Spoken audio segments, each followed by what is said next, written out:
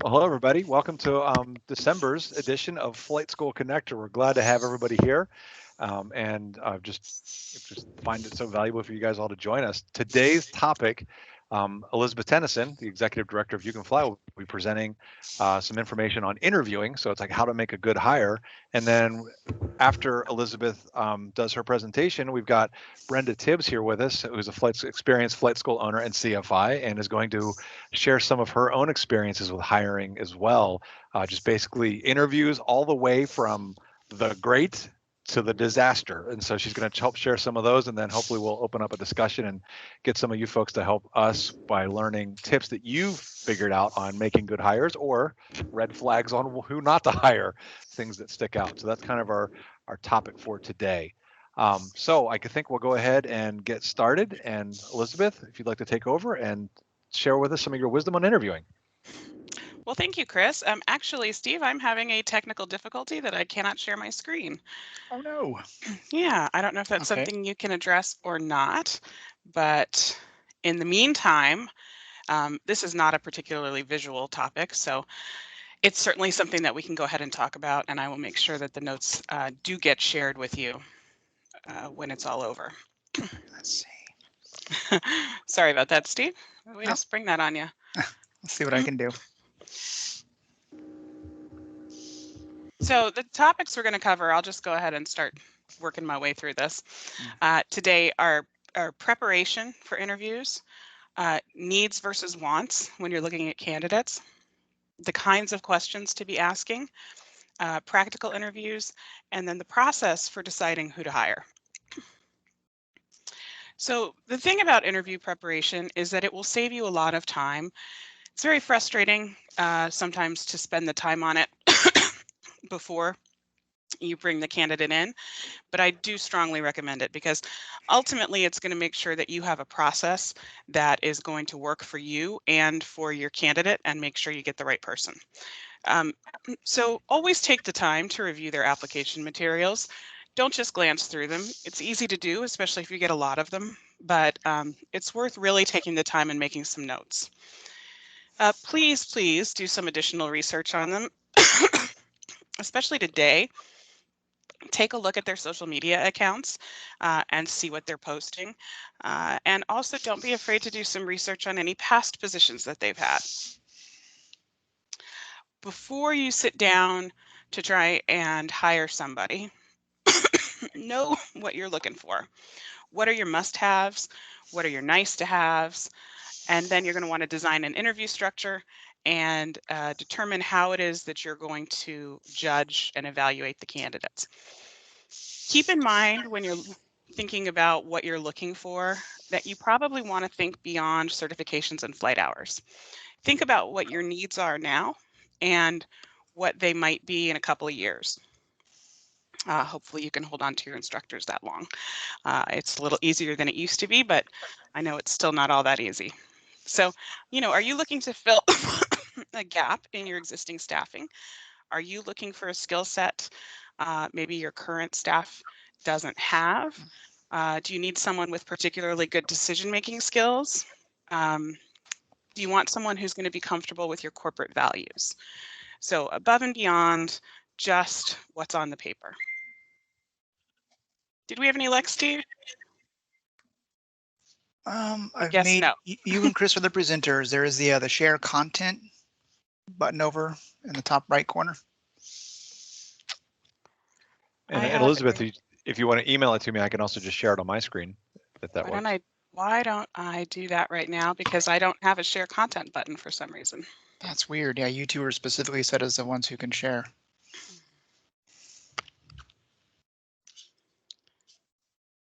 All right, Chris, this is coming your way right now.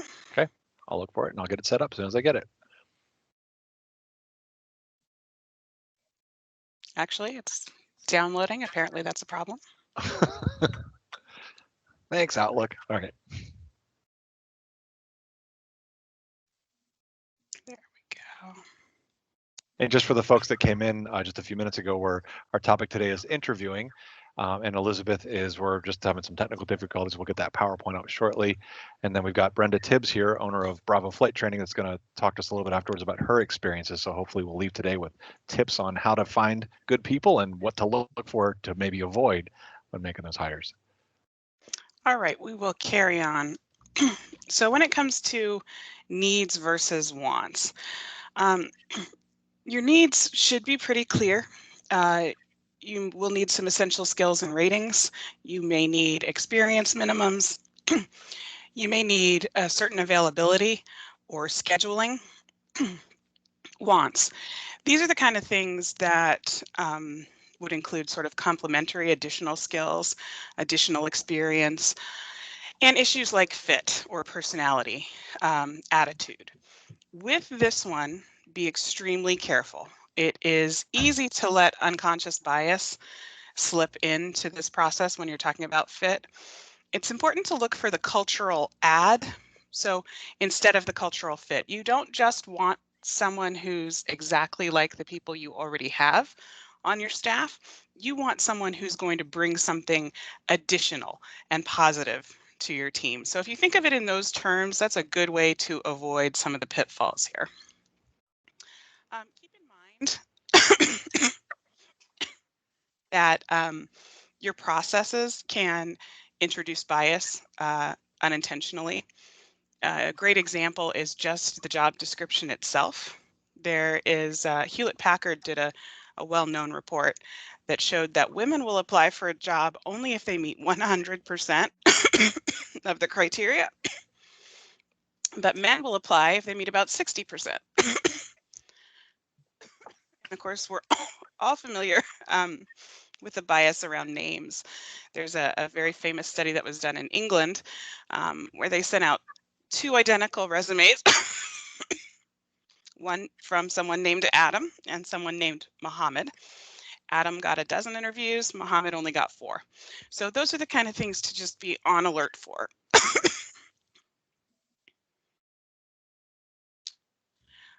So types of interview questions.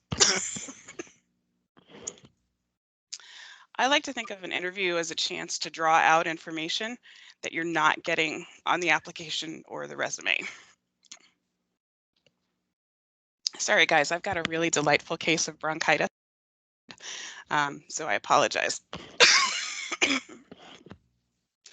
Not all types of questions are going to be appropriate for all types of interviews. Keep that in mind. And be sure that you fact check the resume going in. People have been known to exaggerate a little bit, so don't be afraid to do that. So the types of questions you're most likely to use in a flight school environment are situational or hypothetical questions, behavioral questions, competency questions, and skill-based questions.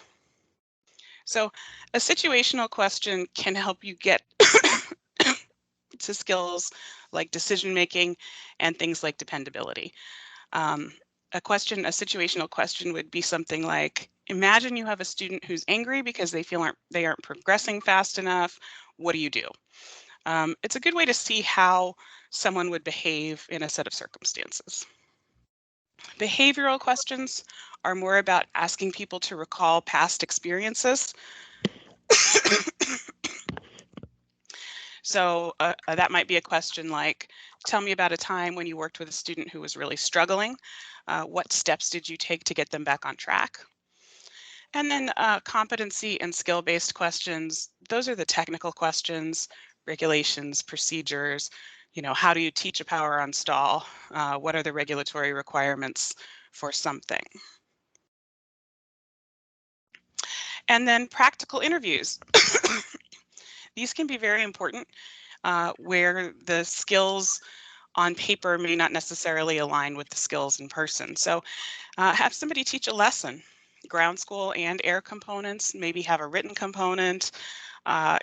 When you do this, make sure that you create one scenario and you use it for all your candidates, because that's the only way to really get an apples to apples comparison.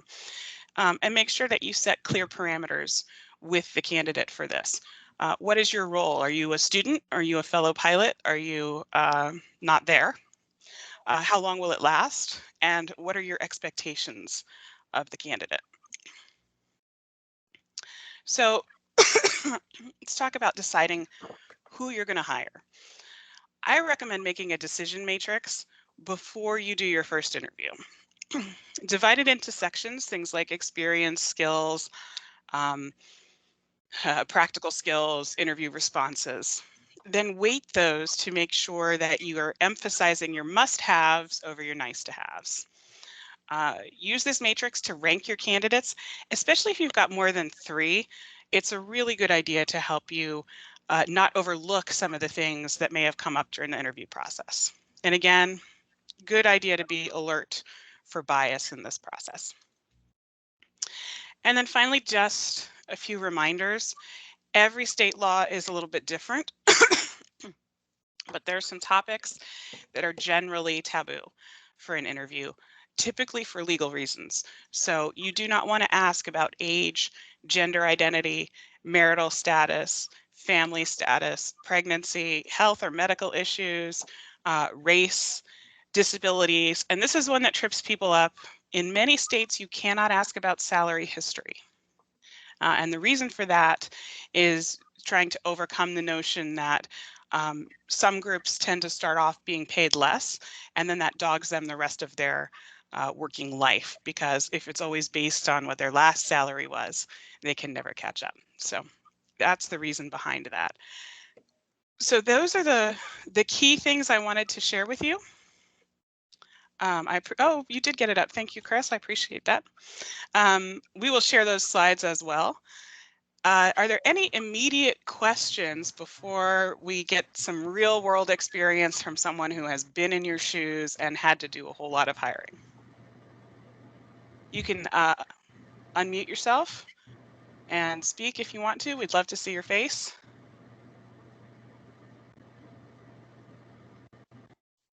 Okay, hearing none, I'm going to turn it over to you, Chris. Okay, and hopefully everybody can hear me okay.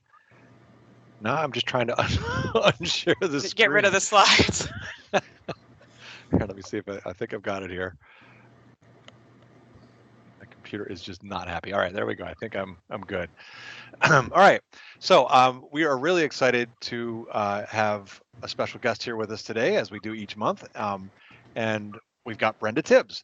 Brenda is the Chief CFI and founder and owner really, of Bravo Flight Training in Frederick, Maryland, right here at the Frederick Airport. It's a Part 141 approved school. And in addition to all that, Brenda is also the 2016 National Best CFI in our Flight Training Experience Award. So we're really excited to have her. She's been running the school for about 4.5 years now, since you started it, and have expanded it. Brenda, is it 3 locations now that you've got? Yeah, 3 locations. 3. So obviously in doing that, you've gained a whole ton of experience in hiring CFIs and staff, and I think probably the biggest thing was likely CFIs. And I know that from the conversation that we had, you've had experience that ranges from great hires to one that was a complete disaster. So I thought we would kind of sort of go from the good to the bad sort of type of deal. So let's start out with the good. You've been really fortunate to hire some awesome CFIs. Can you tell us a little bit about like how that happened and give us some examples of some of the good CFIs that you've hired and how you did that? Well, almost everybody that we've hired has been amazing, other than the one we talked about. But a lot of our CFIs have been known. You know, they trained here or they were people that were local that I knew. So that's always easy, and that's been a great experience. But also, when I'm interviewing people that I don't know, I'm looking for people that I think are going to fit into our company culture. You know, safety, we're very inclusive, trying to involve everybody in the activities that we do.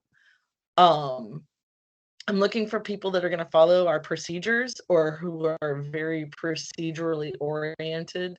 So people are great using a checklist and comfortable with things like that. And I talked to them about safety and procedures. Also, I'm looking for people who have good recommendations from their previous jobs. Awesome. So, and it sounds like the big thing with the procedures, have you had people that you've hired that have worked out that maybe, like they had good procedures, but they were a little different than yours? Has that been okay? Or is it? Yeah, that's fine. As long as they're people who are open to change or open to standardization, doing everything the same. But when you find somebody who's just really, really good at following basic procedures, they're usually pretty open to that sort of thing, versus somebody that you can tell is uncomfortable using a checklist or And procedures. that's kind of what I was wondering. So in the interview process, is it something that, is there a particular thing that you see that helps you kind of identify, like, oh, this person not only can follow procedures, but is also flexible enough to change? Have you been able to tell the difference at all, or is there something you look for? Usually it's by the time I'll fly with them, we'll go do a quick, discovery flight type of thing. And I can usually tell by the time they're pre-flighting the airplane or by the time we've gotten to the runway, in the office, we do talk about it, but mostly in the airplane, you can just see so fast how comfortable they are or are not following either the checklist or procedures, and how willing they are to do it the way that we do it here. I've had CFI candidates just take the checklist and stick it in their pocket versus actually, we're talking to me about what we're doing and why we're doing it in that order. And I find that, easier to work with if we're having a conversation about it. Good. All right, cool. And so obviously I know you've got, like you said, you've gotten a number of good comes out in the ratings that you often get, and then the recommendations. Where do the recommendations come from for the folks that you hire too, just out of curiosity? The last one that I'm thinking of is the school that he worked at before sent me an email and told me how awesome he was, and he is. Yeah, I mean, he was going to apply with us, so they sent an email that preceded him, and told me how good he was with students and what great safety record he had. And then we got to the airplane and he just followed, but very to ask me about how we do things, and then he was just great in the plane as well. Awesome. And all of this, of course, comes after all the stuff Elizabeth was talking about, in the office interview. Right. So you still follow that procedure, but these are just the little gut things, whatever, that you found, or not gut things, but the little things that you find are really important for you. Okay. So then I know that we talked, obviously that's a key thing. We all want to get those good CFIs, and sometimes maybe the filtering process to get those, go ahead, is to get through some of the ones that aren't so good.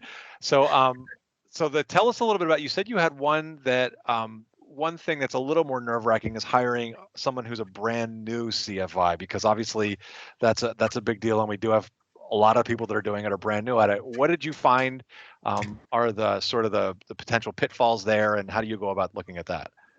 So most of the brand new CFIs that I've hired were from within and that I trained. So that's always easy, and I train them to do the things the way we do them here. But I've hired a couple of new CFIs that were unknown, and one in particular was just fantastic. And she was a little bit rusty because she hadn't been flying recently. But again, you're just talking about somebody who's very open to asking how we do things here, open to the fact that we standardize our procedure, and great attitude, and somebody that I just had a feeling was going to be so easy to work with and inviting to customers, and just great in the airplane. And little bits of rust, we can work with that. That's not a big deal. Or if they do things a little different than we do, we can work with that. But just finding somebody that really fits in and is willing to try to fit in with the way we do things. Right. And again, it's that kind of that willingness to adapt to, this is how we do things here. And so right. And very safety conscious. Right. And then the one thing that you had mentioned to me as well when we were discussing that was the big thing was attitude, right? Is it, and actually there was that, and then you had mentioned to me that they may not know what it's like to actually work as a CFI. So can you tell us a little bit more about the idea of attitude, and then also that the aspect you said of, that part of what's it really like to be a CFI on a day-to-day basis? So for attitude, really, I'm just looking for a very positive attitude, not just about work, but about dealing with people, a friendliness about them, because that's something that's very important to us here at Bravo, is being very inclusive and getting to everybody to join in with our group. And so that's really important to me, in addition to all of the safety and of course being a good pilot. But what was the other thing that you said? The part with the new CFI, that idea of that they Okay, may not thank know you. what it's like to actually work as one. Well, yeah, they start off with a lot of questions and they need a lot of mentoring. So they may not know how to go through the interview process as well because they've never done this before and it's all brand new. So it's a lot of me guiding them as to how we do things here and then helping them with their first students and helping them with the procedures and the way we expect things done. And if I keep all of that very open with them, I've just had really good success with hiring Okay. people. Yeah, because they just don't know what to expect from students. So you have to guide them. Cool. Now, the last part that we want to get to is of course the one that everybody is afraid of, which is the idea of making a poor hire. And you described to me in particular one that this person looked amazing on paper. You were even like, you were just like, wow, this everything seems perfect, but something just wasn't right. Can you tell us a little bit about your experience there that this ended up maybe not turning out Yeah, so well? I've only done that once, but boy, what a mess. Um, it's easier to not hire somebody bad than it is to get rid of them too. So anyway, this person, sent me a resume. The resume looked great, all the experience, like Elizabeth was saying, checked all the boxes, had all of the extra things that you might want. So I was a little excited about that. Lived really close by the airport. That can be a really big deal for the convenience factor for them being willing to drop everything and show up, you know, for one student versus a full day. And am I frozen here? No, you're still good, and we still hear you. Okay. You were frozen on my screen. Sorry. So anyway, the person came in, we had a long chat, great interview, said all the right things. I just had a weird feeling, but everyone on paper looked amazing. So we went and we flew, and he was great in the airplane, very friendly, very outgoing, which then morphed into domineering and bullying and just terrible. And yeah, it did not go well at all. It didn't last very long.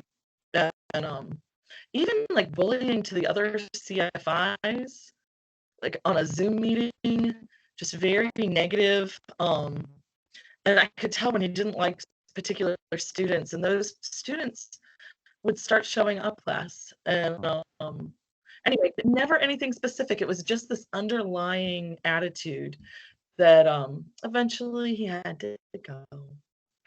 And of course that's awful. So, but it was my gut instinct because nothing specific would happen, and I had this feeling and I shouldn't have hired him. Has that ever happened to you before where you've had a feeling that you decided not to hire, or was it just this one particular person that? Yes, I have actually had that feeling before and didn't hire. The one time, I don't know, I didn't go with my gut and it was a mistake. Okay. So were there any other than that gut feeling, were you able to identify any other red flags in that process that you look back on going like, I should have seen that because, now that I'm seeing this behavior, I should have seen it during the interview. Anything like that? I did mention something to you about that. Yeah. It was a really weird thing where I went to shake his hand after the interview and he said, "Oh no, I'm a hugger." And I just thought, ugh, like I'm not. And I feel like that was a little inappropriate. And not just that, but he could see my facial reaction, and I think it went with the domineering, bullying personality that I think he was okay with me being uncomfortable with that. So yeah, just think that just continued until we had to end that relationship. Right. So obviously really interesting things we want to avoid. Is there anything else you can think of that are other thoughts that you had when it came to what to look for to, in a sense of not to hire somebody? It was definitely that outspoken, domineering, I don't want to say dominant, domineering type of personality that really is not going to fit in here and probably not going to fit in a lot of places. So I'm sure he thought he was wonderful, but that wasn't quite enough for us. And you did when we were chatting the other day too, that you gave me an experience that you had of someone else that you ended up not hiring. You kind of felt like you dodged a bullet. Can you tell us a little bit about what happened there? And that was a decision. I did. I had somebody come in and I really wanted to hire this person. She seemed really nice. And of course, you know, I want to support other women pilots and things like that. And she was very friendly, very nice, and a little bit rusty on some ground knowledge. But again, you know, we can work through stuff like that. But when we went out to the plane, wow. Just really bad procedures, bad habits. Like we discussed yesterday when we went to do a go around, you know, first thing was flaps up and then a radio call and then add power. And I thought, okay, so you kind of botched that. That's all right. Let's do it again. And we did it wrong again. And I still wanted to hire this person so bad because she seemed so pleasant. And but that's not enough. So we did a second flight and it was just the same. And if somebody can't, you know, I can't use the excuse of being rusty when it's just procedure, following a checklist and, you know, doing things wrong. And then when we talk about them, repeating the same mistakes, so that I'm afraid of law of primacy. I can't have somebody teaching my students incorrectly. You know, so I can like somebody all day long, but I can't hire people like that. Anyway, yeah, definitely dodged a bullet. And then it turns out I met other people that had worked with this person.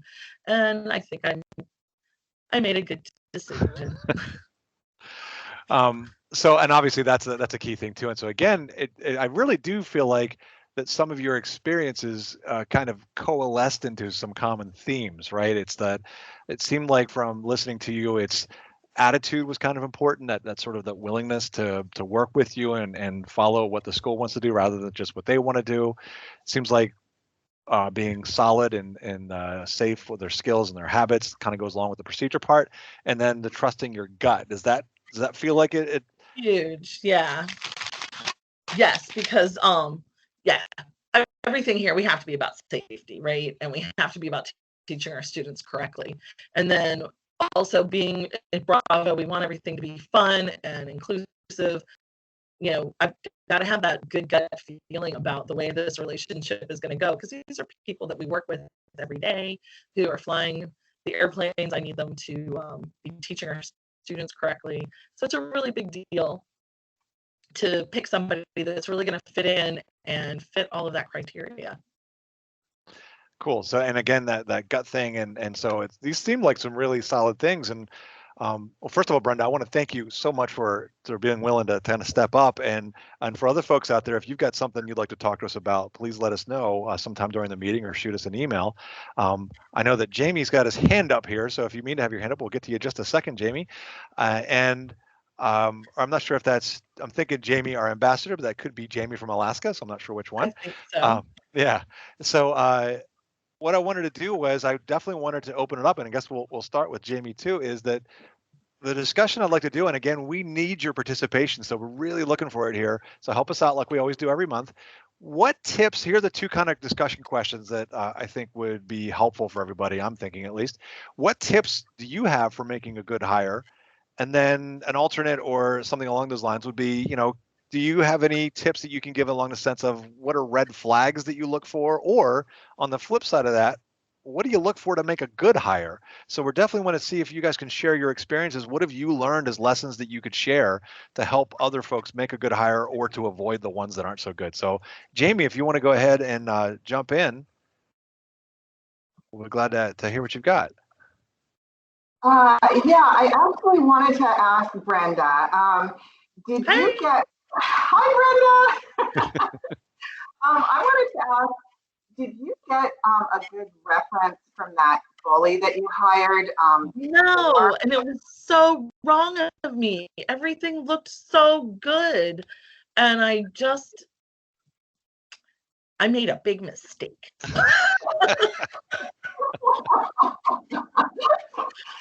Okay, I always, that's what I'm always worried about is if somebody either gives a fake good reference or they don't give a reference at all. So that was my one question. I just wanted to ask you that. So no, I should have followed through. Lots of things. I made a mistake. I learned a lot of lessons on that one. So yeah, right down to he was threatening to the DPE. I mean, it was just awful, right? When I get a phone call from the DPE and he's shaking, he's so mad, I'm like, okay, this has got to stop. So yeah. Okay, thanks for that. I just wanted to ask you that. Thank you and have a great day. You too. Thanks, Jamie. Thank you, Jamie. So, and I know we've got Walt, you've got your hand up. So Walt, did you want to jump in with a question or a tip? Oh, yeah. Yes, good morning. Walt Morning. here in San Jose, wonderful California, whatever. Yeah, so I hire in a kind of 3-step process, and I just don't leave it to myself to make the decision.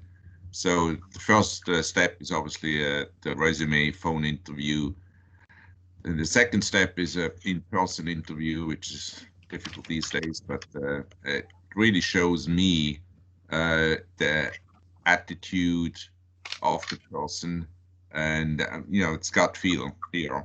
If he comes across like, yeah, he fits into the team, he's not bullying or kind of attitude. My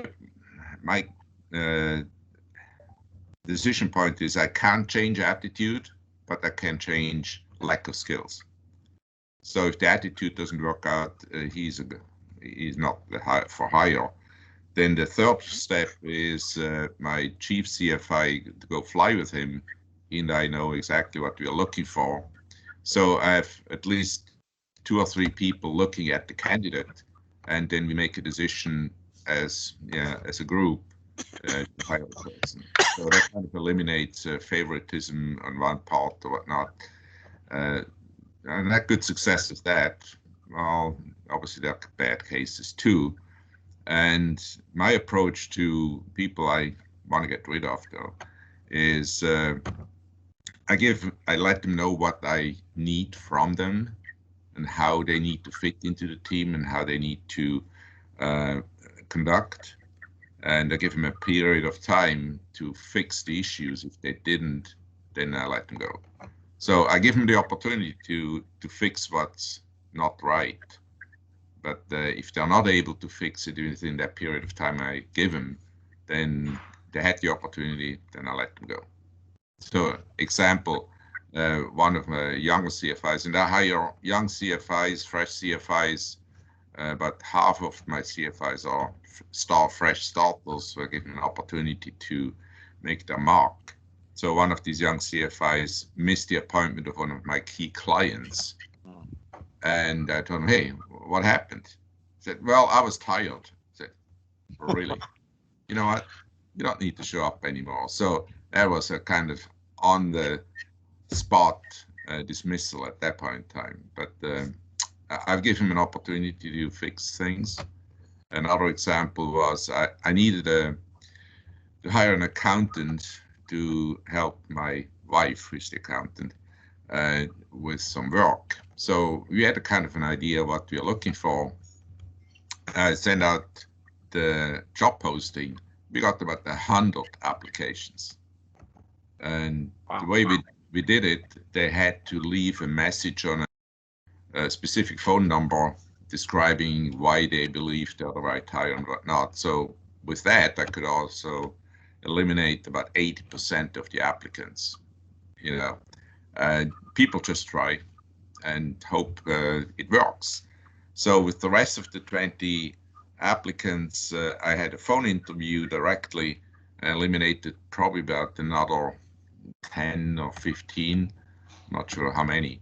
And the remaining, I think it was 8, I invited them to, and that was an interesting process that might be suitable for others as well. I invited them to a group interview. So the group interview, that's an interesting approach. The group interview has all 8 applicants in the same room.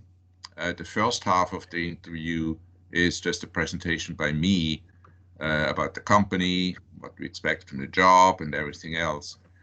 And if they feel that's what they want to do, then we go on to the second part. We let them leave after my presentation. So if you feel you're not part, or if you don't fit the profile, then you're free to go.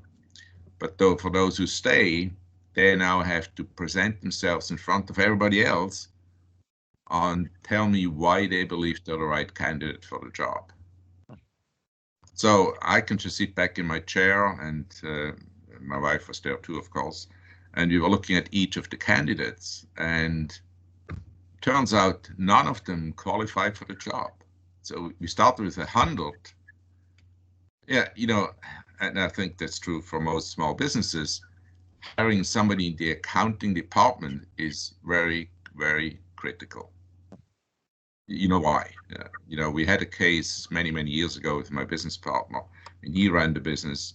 The accountant just, I'm not going to say it, but forged checks and stole about $120,000 over about 15-month period of time. He didn't notice it. He didn't realize it. So, in other words, you have to be really careful, particularly for that kind of a job. So we are left with nobody because, you know, oh, I'm going to change the whole accounting department, blah, blah, blah. I said, no, we don't want you to change the accounting department. Right. So anyway, long story short, we hired a friend of ours we trust, and she's with us now for 7-8 years. It was an amazing process and kind of eye-opening too. So it sounds like, Walt, sometimes just being a little bit creative in the hiring process is something that could work as well. So thanks for sharing that too. That's some good experience there. And then maybe when you do get a large pool, although we haven't had that much trouble, at least recently, with that. Although maybe the CFI pool is getting a little larger now, which is potentially a good thing for the owners and everything. Oh, definitely a good thing. Yes. So I see that Michael got your hand up as well. Michael, did you want to jump in? And thank you, Walt. And let's see, Michael, did you have a question or a tip that you wanted to offer? Well, I wanted to follow up on something that Brenda said about the references in the resume. And this is something that's often overlooked at the smaller airports and the FBOs that are there. If they're going to be airside, the FAA defers to the TSA as far as what are your requirements for that individual. And the TSA says that you must check their work history and their references. So that gets overlooked a lot, especially at the smaller airports, but that's a TSA requirement.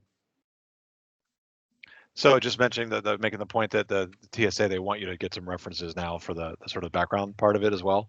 Yes, and they say you must verify their work history. Okay, so good tip for everybody to make sure that we're looking at that too for the TSA, and of course some of that can be easily lost in the mix of everything. So thanks, Mike. I appreciate that input on that one. All right, does anyone else have any good tips for us that they could share on you know, the red flags or tips on hiring or the way that maybe you've experienced it? We'd love to hear your experiences, because the more that you guys can share, hopefully the more you'll glean and be able to use when it comes to your own hiring process.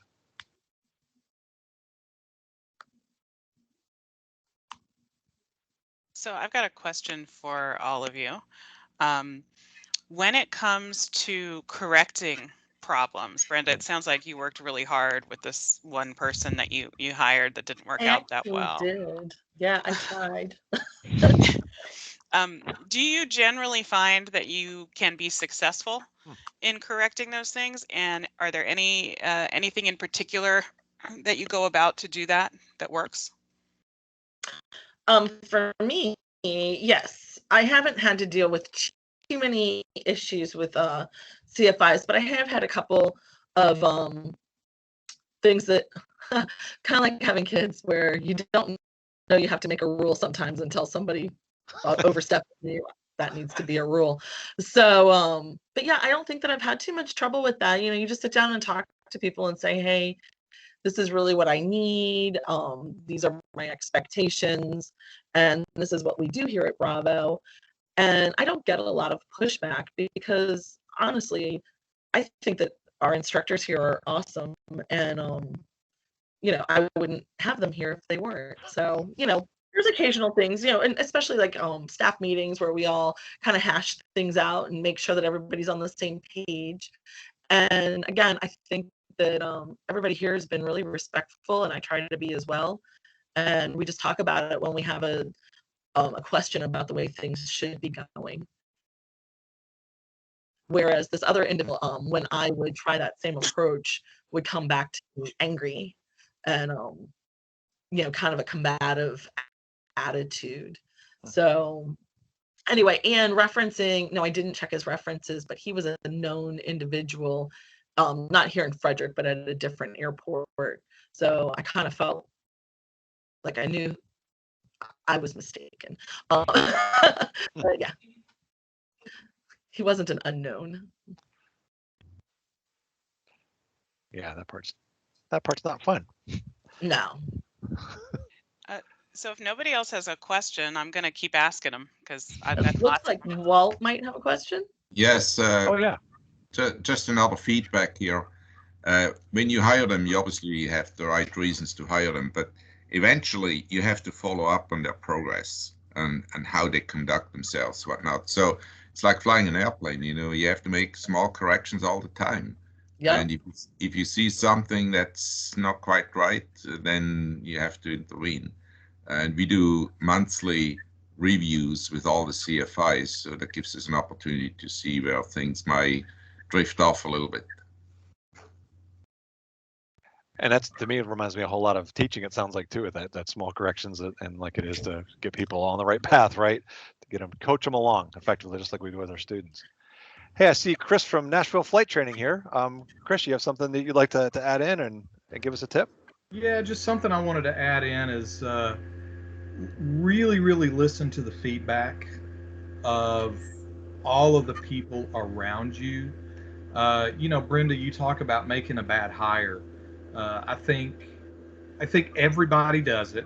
Everybody's got their story. Everybody makes that mistake. But probably one of the bigger mistakes that I made, I hired a mechanic. He's a really super nice guy.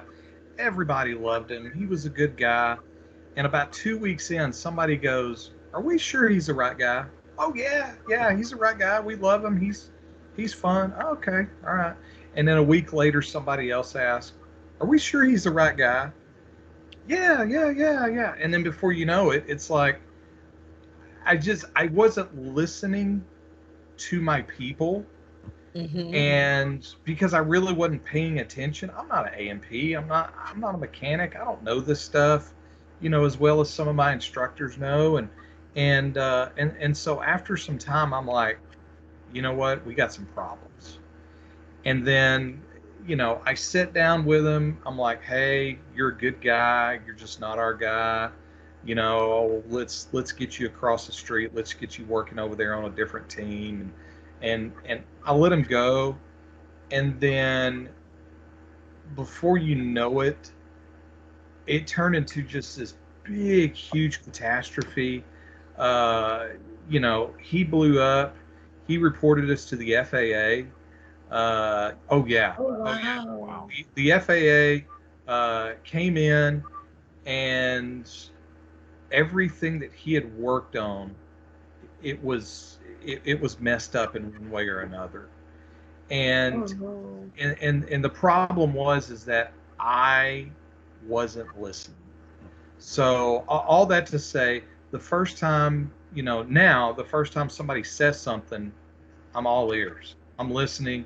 I'm 100% engaged, and I don't ever want to be surprised again. So that's my tip.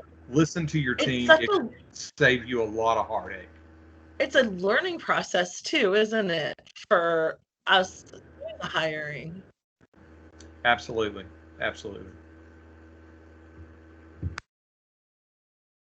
Yeah, thanks for sharing that, Chris. That was very enlightening. That's a good tip. Several of you. Yeah, my guy did not turn us into the FAA. Oh, I'm sorry, Elizabeth. No, My no, guy go didn't right turn ahead. us into the FAA, but he did call every student that he had a phone number for to share his opinions. So it was kind of a disaster. A lot of you have talked about either using your team members as a sounding board or doing some decision making along with them. Do you have any tips for how to do that effectively? To bring in your team members, whether that's into the interview process or whether that is once you have somebody hired, like Brenda mentioned, staff meetings where you kind of iron things out. Anybody got any tips? I mean, think maybe even like a one-on-one process too, where they come and talk to you. Is there something like that that people have put together?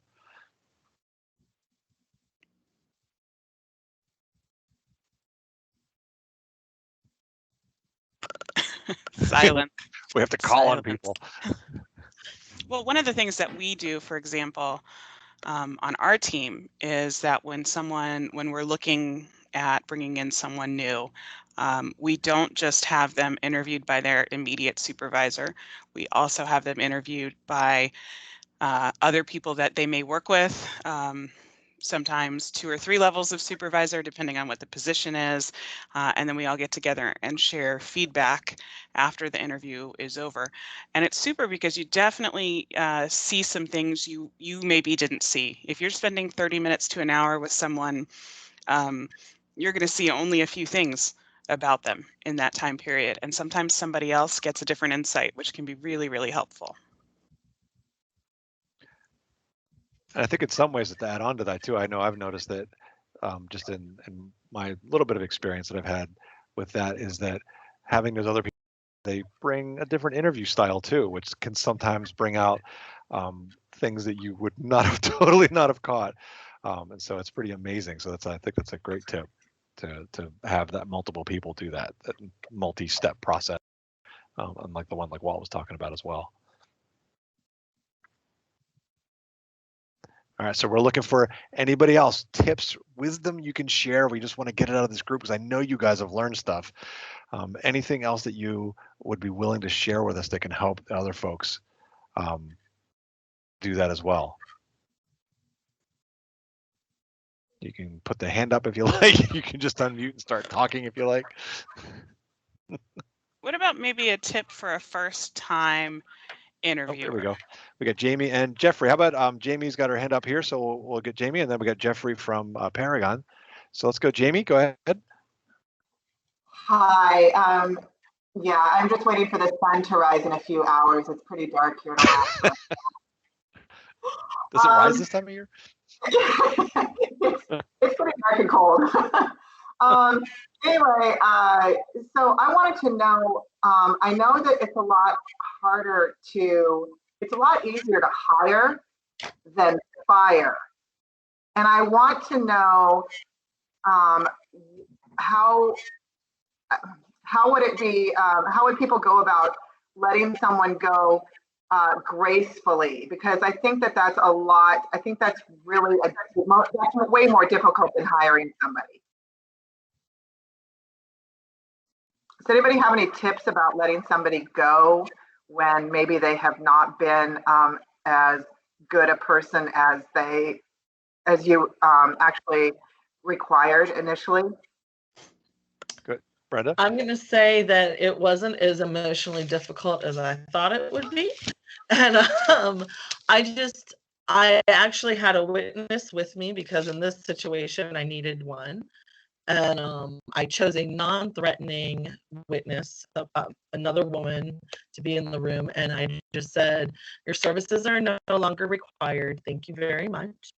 And I asked for his key. this person tried to create a conversation that I did not allow to take place, because once the decision is made, nothing good is going to be said about it. And I just kept it to thank you very much and goodbye. And I feel good about that, because any helpful hints or ways to salvage the relationship I had already shared in trying to maintain this hire. And yeah, at that point it was just thank you very much for your services and goodbye. Short and sweet. I've also had to fire someone, a CFI, and my tip would be, of course, know your state's rules, your laws. I had everything documented, and I wrote out a termination agreement that I hoped that the person would sign, but he got terminated for drinking alcohol in the office while he was instructing, doing ground instruction. And his response was that, well, it wasn't explicitly ever told to him that he could not drink alcohol while he was doing ground instruction. And so therefore he shouldn't be terminated. But he blew up, he got very angry, and it was not good. It was very tense. And he ended up throwing his shirts, his work shirts and his keys at the office door on his way out. So, but my tip is basically just know your state's rules. You have to follow the rules when you're going to terminate someone. That's it. Yeah, good point. I know. Thank you, Amanda. I know we got Jeffrey. Did you want to go ahead and jump in with another question or a tip?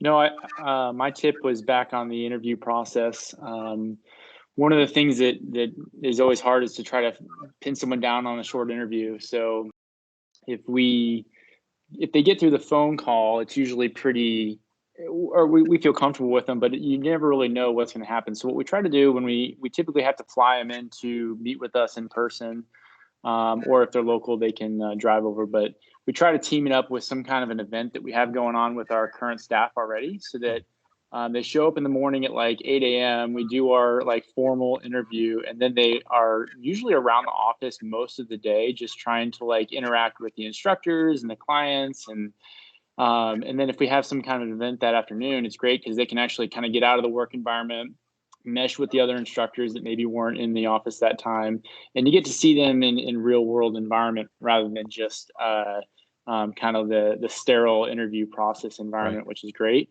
And then at the very end, we do some kind of like a Navy SEAL, like voting on the island kind of thing, where you really get, you end up going back to a lot of your current staff and kind of getting their opinion and feedback based on their interactions. Because I think the applicant will be very proper right in front of you because they know that you have the hiring capability, but when they maybe will let their guard down in front of all the rest of your staff, and then it is good to get their opinion based on what their interactions were. And then if everyone is on the same page, then we usually have a pretty good hire at the end of the day. So. All right, thanks, Jeffrey. And I know you guys have a pretty lengthy process too of then onboarding someone as well, as I recall, to try to make sure that they're going to fit in with the procedures. It is. It's just. I think the other thing that I've been thinking about this whole time during the conversation was that obviously hiring, but then making sure that you're giving them a fighting chance to be successful while they're on board, and not just, because what we were finding is there were people that were maybe doing their own procedure that wasn't ours, or just didn't really know what the expectation was or how to do things, and so it almost like make them look bad performance wise, but we never really also gave them a proper training. So the better we bring them on board, the more successful they are. And then it also helps on the flip side, because if you do a really thorough onboarding process, it makes the firing a whole lot easier. It's not that happens very often, but it's certainly very clear in the beginning on what the expectations are as far as their performance level goes. Awesome. Mm-hmm. Thanks, Jeff. Appreciate that. And then Brenda, I know you got your hand up. Did you got another thought, or what's that? I don't have my hand up. Oh, okay. You must have just clicked it by accident. Well, I know that we are coming to the close here of our hour. We definitely want to thank everybody for participating again, because I think hopefully it's helpful, and I definitely know I've learned some good stuff and taken some notes. Elizabeth, did you want to mention at all about think about next month's topic? Sure. So next month, we're going to tackle something that a lot of you have asked for, and that's the question of profitability. How do you best calculate it? What is a good profitability rate for this industry? What should you take into consideration when you're thinking about your profitability? I know there have been some questions about looking at the return on assets as one measure of profitability, as opposed to just looking at the overall profitability. So we're going to dig into all of that a little bit, and we will talk about net profitability as well as gross profitability, and how you can use those numbers to help you have a better insight into your business. So that'll be next time's topic, but we always want to hear from you. So any topics you guys have, we want to know about them. And we may send you out a short email asking you a couple of questions, see if any of you are willing to come on and talk about that particular subject with us next time we get together. Cool. And then Stephen, can you help me out there with, I'm blanking on the date right now, and I know that you probably may know it off the top of your head, otherwise I will go look. But I know we're going to send out emails. With the current schedule we're running, it'll be on January 6th. Here we go. January 6th, it'll be a Wednesday. Likely, I think we've got it set still at noon for the time being. And and just know that we've had some folks ask about different time zones, so we're going to look at potentially rotating somewhat of that next year. So we're looking at that to make it a little easier for folks in different parts of the country to join us. Like Jamie out there in the dark. Yes. Hey, I just wanted to say one thing. Thank you. And I love this time zone. I love 8 o'clock in the morning. It's absolutely perfect. It works for you. Okay. Okay, thank you. Thank you all. Okay, everybody. Well, thanks so much for joining us, and we appreciate you being here, and we're looking forward to next time. And please shoot us an email or even just put something in the chat here in this meeting if you've got anything, topics you'd like to add, or if you'd be willing to come on and speak about a future topic, including next month's profitability. We'd love to have another guest to help us with that. And if you have other members of your staff or other flight school owners who you know that you think would like to be part of the conversation, let us know. We would love to include them. I guess we'll leave it there for this week. Thank you all so much. All right. Thanks, guys. Enjoy your lunch. Bye. All right, bye. Thanks, Brenda. Bye, thanks. Thank you, Jamie. Have a good one.